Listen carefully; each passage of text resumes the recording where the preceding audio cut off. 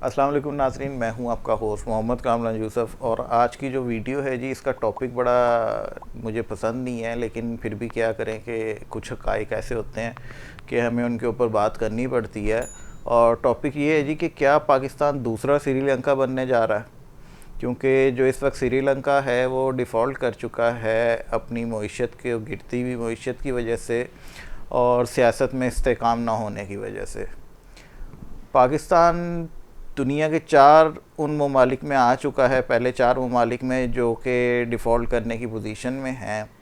और बहैसियत पाकिस्तानी हमें ये बात बहुत बुरी लगती है कि हमारा मुल्क इतना अच्छा और प्यारा मुल्क जो है वो इस हालात पे पहुंच गया। बात सोचने की ये है कि किस वजह से पहुंच गया। और पाकिस्तान के जो है ना, हमारे ऊपर एक सूली लटक रही है कि क्या हमारा मुल्क डिफ़ॉल्ट कर जाएगा। उसकी वजह मेरे नज़दीक जो है ना, हमारे सियासतदान हैं, ख्वाह वो कोई भी पार्टी हो, PTI हो, PMLN हो, PPP हो, या और कोई पाकिस्तान की मकबूल सियासी जमात हो जो कि बरसर इक़्तिदार रही। और अगर बात की जाए इसमें किसी भी जमात का कोई भी सपोर्टर हो, वो मेरी बात सुन के नाराज़ ज़रूर होगा, लेकिन वो चाहे तो मेरा ओपन चैलेंज होगा, मेरे से आके डिबेट कर सकता है, आर्ग्यूमेंट कर सकता है, जो इस मौजू के ऊपर बात करना चाहे। क्योंकि हर बात को जो है ना सोच समझ के करने की ज़रूरत है। हम लोगों का मसला ये है कि हम जज्बाती हो जाते हैं, हम फौरी तौर पे एक दूसरे से लड़ना शुरू कर देते हैं बहस व मुबाहिसे में। देखा जाए जी, पाकिस्तान बनने से लेके आज तक जितनी सियासी जमातें आई, सब ने एक दूसरे के ऊपर इल्ज़ाम तराशी की। हम बहुत ज़्यादा डिटेल में नहीं जाते, लेकिन इस वक्त जो हमारी सियासी सूरत हाल है ना, वो 1990 की दहाई की है। यानी 1990 के शुरू में आप 90-91 में देखें तो इस तरह से थी कि यही चल रहा था, एक दूसरे की लात खींची जा रही थी। हम ज़्यादा पीछे नहीं जाते जी, 2013 में चले जाते हैं। 2013 में जब PMLN की गवर्नमेंट आई तो लोड शेडिंग भी काफ़ी ज़्यादा थी, हालात काफ़ी ज़्यादा ख़राब थे। आहिस्ता आहिस्ता आके बेहतर होना शुरू हुई। तो 2017 में जो है हुकूमत गिर गई, यानी कि मियां नवाज शरीफ साहब को नाअहल कर दिया गया, और नतीजे में 2018 में PTI गवर्नमेंट आई। अगर मैं बात करूं तो PTI गवर्नमेंट ने कोई खातिर खा कारकर्दगी नहीं की अपने पौने 4 साल में अवाम की बेहतरी के लिए। जो है कोई ऐसा इकदाम नहीं किया, महंगाई उनसे बढ़ती रही, यानी कि विज़न कोई नहीं था, सिर्फ जो दावे और वादे थे वही थे। फिर आ गई जी तहरीक अदम एतमाद, वोट ऑफ नो कॉन्फिडेंस, और पौने 4 साल की इमरान खान साहब की हुकूमत गिरा दी गई, और PDM जो थी उसमें PMLN ने इक़्तिदार संभाल लिया। और गेम प्लान उनके पास तो था ही कुछ नहीं, उन्होंने आके मज़ीद बेड़ा गर्क कर दिया। लेकिन हो क्या रहा है, वजह क्या बनी कि एक दूसरे की गद्दी छीनी जा रही है। ये सिर्फ इक़्तिदार का लालच है, सिर्फ जो कुर्सी है उसका लालच है। अब मैं बात करता हूँ इमरान खान साहब की पहले, कि अगर खान साहब की गवर्नमेंट गिरा दी तो उससे दौरान पौने 4 साल का हम एनालिसिस करें, उसके दौरान जो है ना अपोजिशन से अपोजिशन नहीं हुई, यानी सबसे कमज़ोर तरीन अपोजिशन साबित हुई। गवर्नमेंट जो इक़दामात करती रही, ये उसमें सही थे गलत थे, उसको रोक नहीं सके या उसे पास नहीं कर सके, बहरहाल वो पास होते रहे असम्बली से।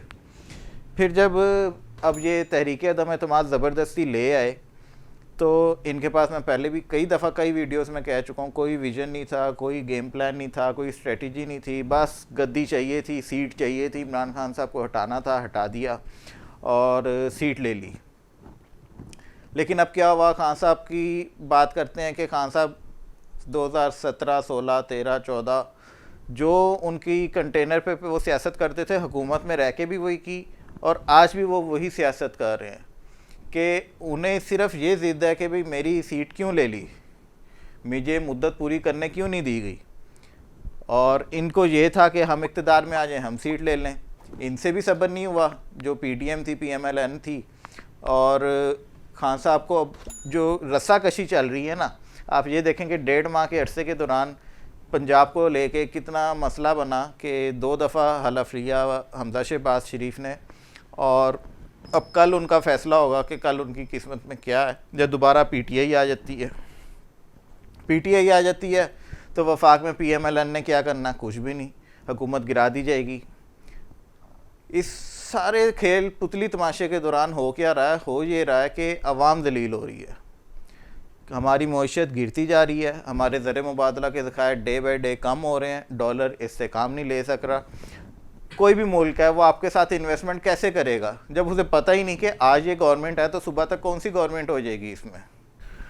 खान साहब ने अपने 4.25 साल सिर्फ इसी चीज़ में गुजार दिए कि ये चोर हैं, ये चोर हैं, ये चोर हैं। बहुत से सियासतदान गिरफ़्तार हुए लेकिन कोई रिज़ल्ट नहीं मिला।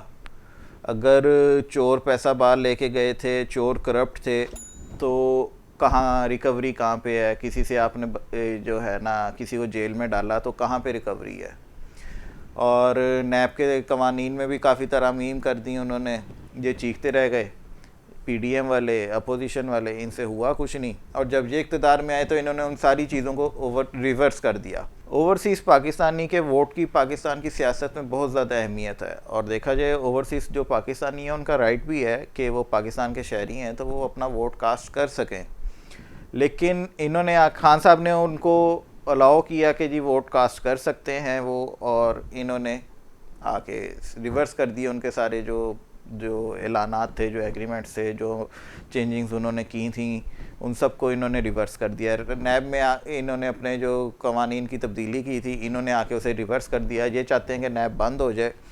और देखा जाए नैब ने क्या किया, नैब ने भी कुछ नहीं किया। पीस अवाम रही है और अवाम की बेहतरी के लिए आज भी कोई नहीं सोच रहा।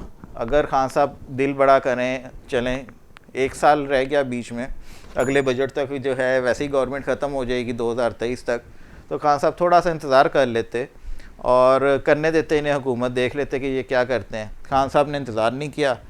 और दूसरी तरफ PMLN इक़्तिदार में तो आ गई लेकिन अपनी जेब से निकाल के लगाने को कुछ तैयार नहीं है, और महंगाई बढ़ती जा रही है दिन ब दिन। और इस सारी सियासत के बीच में, इसे मैं सियासत नहीं कहूँगा, ये खींचातानी, रस्साकशी इसे कह सकते हैं आप। ये सियासत नहीं हो रही, ये रस्साकशी हो रही है कि मेरी बारी, मेरी बारी, मेरी बारी, मेरे से सीट क्यों छीन ली। ये म्यूज़िकल चेयर खेली जा रही है जी इस वक्त, और इसमें पिस कौन रहा है? अवाम के ना वोट की वैल्यू रही जो अभी पंजाब असम्बली में हुआ उसके मुताबिक।